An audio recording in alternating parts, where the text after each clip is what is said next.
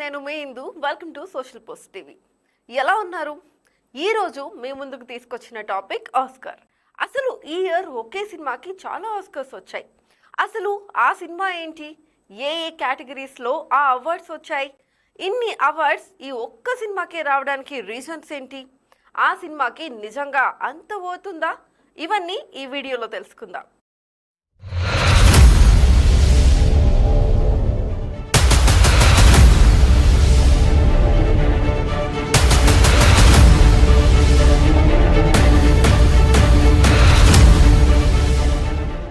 ప్రతి రంగానికి అవార్డ్స్ అనేవి వాళ్ళ వర్క్ని అప్రిషియేట్ చేయడానికి ఇస్తూ ఉంటారు. అలానే సినిమాకి కూడా చాలా రకాల అవార్డ్స్ అనేవి ఉంటాయి. కానీ ఎన్ని అవార్డ్స్ ఉన్నా ఆస్కార్ అవార్డ్స్కి ఒక ప్రత్యేక స్థానం ఉంది. ఎందుకంటే ప్రాంతంతో కాకుండా ప్రపంచంతో పోటీ ఉండే అవార్డ్స్ ఆస్కార్స్. అయితే లాస్ట్ ఇయర్ ఆస్కార్స్ అప్పుడు ప్రపంచం మొత్తం మన ఇండియా వైపు చూసింది. RRR సినిమాతో అసలు ఇండియాలో ఫిలిం లవర్స్ ఆస్కార్ గురించి మాట్లాడుకోవడం, ఆ సినిమా తోపు ఆ డైరెక్టర్ తురుము, ఇలాంటి డిస్కషన్స్ కామన్గా అవుతూ ఉంటాయి. కానీ సినిమా లవర్ కాకపోయినా సాధారణ వ్యూయర్ కూడా రాజమౌళి వల్ల ఆస్కార్ గురించి తెలుసుకున్నాడు. అయితే ఈ సంవత్సరం కూడా ఆస్కార్ విన్నర్స్ లిస్ట్ వచ్చింది. ఈ ఆస్కార్స్ లో ఎలా ఉంటుంది అంటే, చాలా సినిమాలు ఆస్కార్ వచ్చాకే ప్రపంచానికి అవి ఉన్నాయి అని తెలుస్తాయి. కానీ కేవలం కొన్ని సినిమాలు మాత్రమే ప్రపంచాన్ని మెప్పించి ఆస్కార్స్ పొందుతాయి. అలాంటి రేర్ కేటగిరీకి చెందిన సినిమానే ఓపెన్ హైమర్. యూజువల్ గా ఒక సినిమాకి ఒక ఆస్కార్ అవార్డు వస్తేనే అది ఆ సినిమాకే కాదు, ఆ దేశానికే కూడా ఎంతో ప్రౌడ్ మూమెంట్. అలాంటిది ఈ ఓపెన్ హైమర్ సినిమాకి ఒకటి కాదు, రెండు కాదు, ఏకంగా 7 ఆస్కార్ అవార్డ్స్ వచ్చాయి.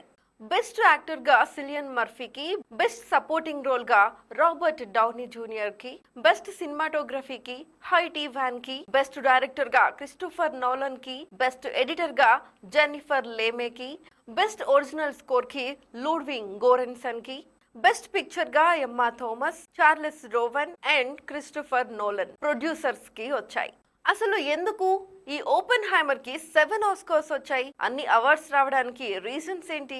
మీలో చాలా మంది ఈ సినిమా చూసే ఉంటారు, కానీ సినిమా చూడని కొంతమంది కోసం ఒక చిన్న బ్రీఫ్ ఇస్తున్నాను. ఓపెన్ హైమర్ ఒక అమెరికన్ థియేట్రికల్ ఫిజిసిస్ట్.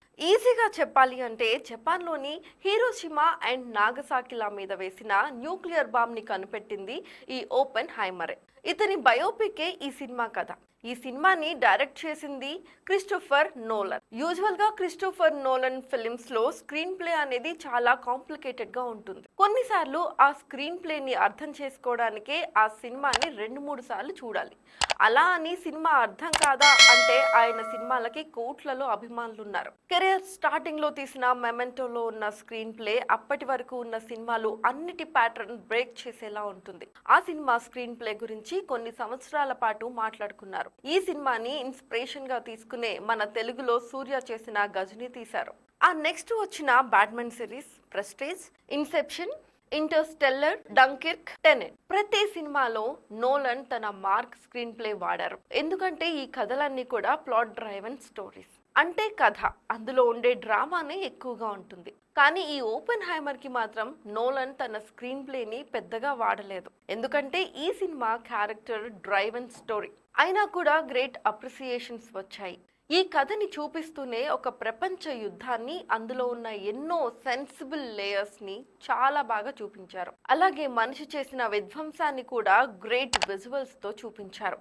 ఈ సినిమాకి 7 ఆస్కార్స్ రావడానికి 7 రీజన్స్ చెప్తాను. Number 1, characters. ఓపెన్ హైమర్ క్యారెక్టర్ కానీ, లూయిస్ స్ట్రాస్ క్యారెక్టర్ కానీ నిజంగా అద్భుతంగా డిజైన్ చేశారు. Character mind set, thought process, psychological state ని కూడా చాలా బాగా డిజైన్ చేశారు.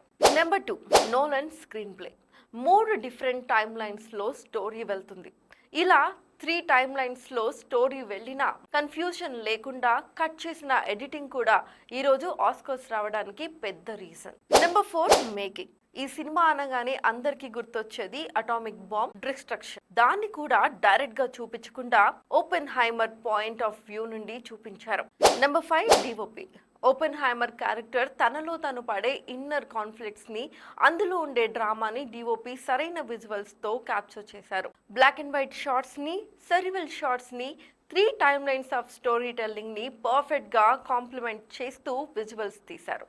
ఎస్పెషల్లీ ట్రినిటీ టెస్ట్ సీన్స్లో నిజంగా మన కళ్ళ ముందు బాంబు పేలితే ఎలా ఉంటుంది అనే ఎక్స్పీరియన్స్ అందించారు విజువల్స్తో.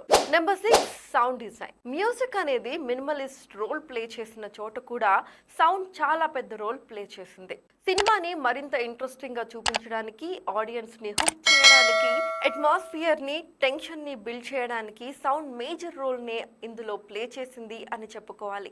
Last but not least, number 7, performance. Oppenheimer character ని ప్లే చేసిన సిలిన్ మర్ఫీ నిజంగా ఆ టైంలో Oppenheimer psychological state of mind ని, దాన్ని కాంప్లికేట్ చేసే ఫిజికల్ గెస్టర్స్ చాలా గ్రేట్ గా బ్యాలెన్స్ చేశారనే చెప్పొచ్చు.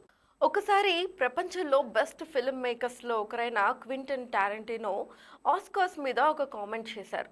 యాక్టర్స్ కి ఆస్కార్ ఇవ్వడానికి బయోపిక్ అనేది ఒక ఎక్స్క్యూజ్ లా మారిపోయింది అని. ఈ ఓపెన్ హైమర్ కూడా బయోపిక్ అయినప్పటికీ 7 ఆస్కార్స్ సాధించడానికి అన్ని అర్హతలు ఉన్న సినిమా. మీలో ఎంతమంది ఓపెన్ హైమర్ ఇంకా చూడలేదో కింద కామెంట్ చేయండి.